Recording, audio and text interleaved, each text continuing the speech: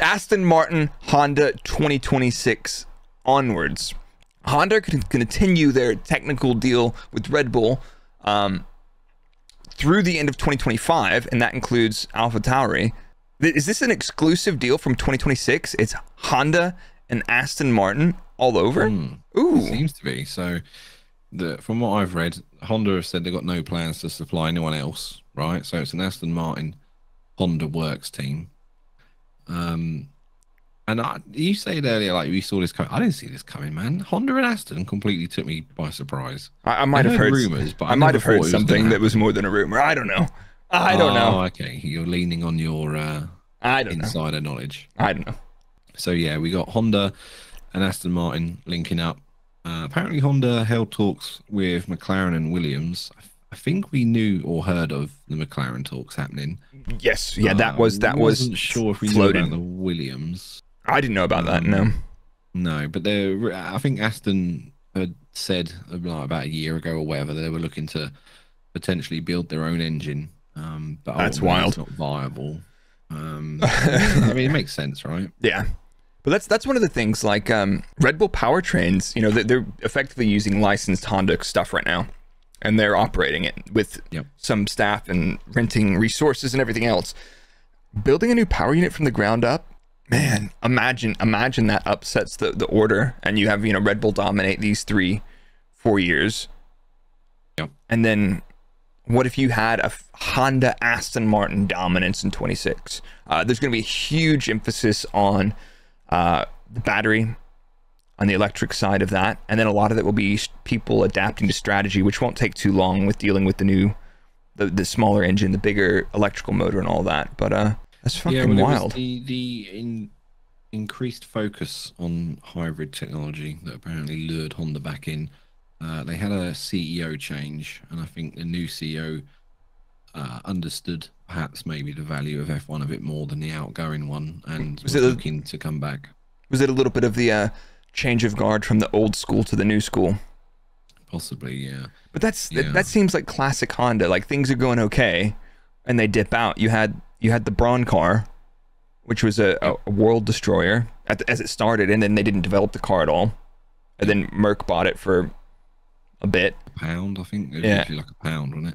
I think didn't Braun bought it from Honda for £1, and then I think they sold to Merc after that. I could be completely wrong on that, but I think it's one of those two scenarios. One of us we're both collectively 200% correct.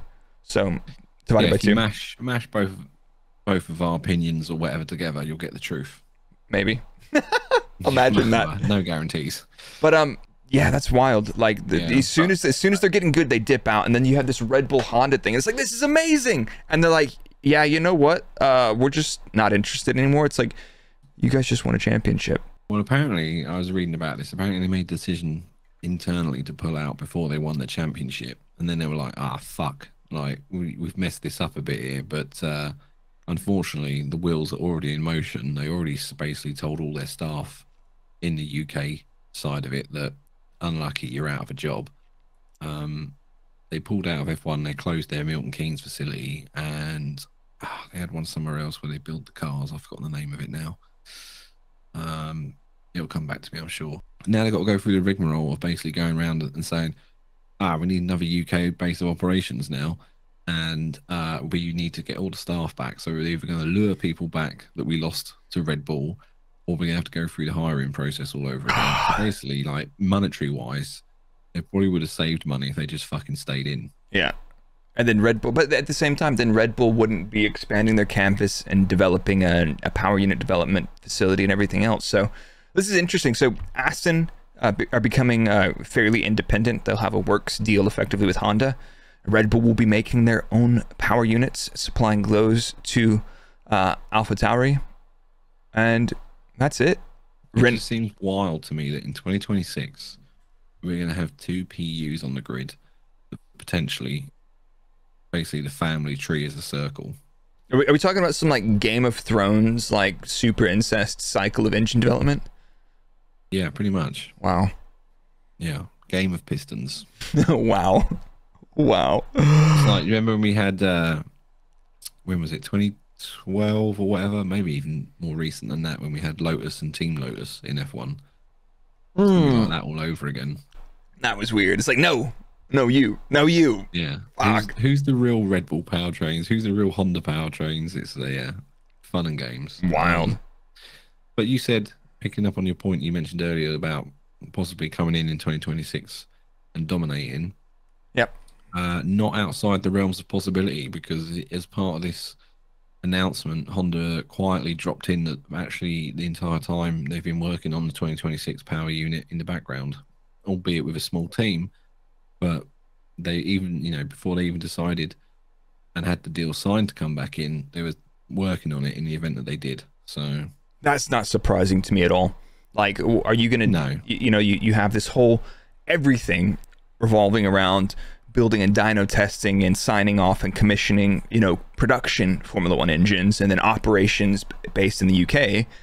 And then you have Japanese staff that are cycling in and out of the UK, back and forth between Japan and the UK on a rotation basis. And then they're like, yeah, why don't we just keep like 5 people working on a single cylinder for 26, and then we'll have a people doing some, because they're not just going to lay off all those people. I mean, they might have laid off a lot of people, but they want to keep, they don't want to have a super brain drain. I'm thinking. No, I think some people transferred back to Sakura, the Honda facility out there. I think they encouraged most of them to go back, and they weren't particularly pleased that some of the people stayed at Red Bull. I'm reckoning, because that's also, from what I understand, and if anybody understands the Japanese automotive culture, but I think the understanding I have is that, like, if you're a Toyota or Honda or whatever person, that's a job for life if you're good. You're literally sorted. Nothing else. And then now that it's like, oh well, you've pulled out of this, and it's like Red Bull powertrains could go under, and then you won't have that Honda pension and all the other benefits that come with that. So it's a big risk for the people, but hopefully the people that did stay over, they got that fucking bag, you know what I'm saying? Yeah, props to, what, I'll give my props to Lawrence Stroll. He hasn't come in and just sort of been a crap rich person running a team. He genuinely seems to be building a good solid base here. It's wild. Yeah. We didn't expect this, honestly. Like, we were like, oh, he's got a the first impression is him building a team so that his son has a drive, and you're thinking, oh, come on, Lance is not great. He's become pretty freaking reasonable, in my opinion. He's decent. He's decent. Someone says in the chat, Lawrence put his money where his mouth is. And yeah, I agree with that. That's a good statement. Yeah, he has. Absolutely.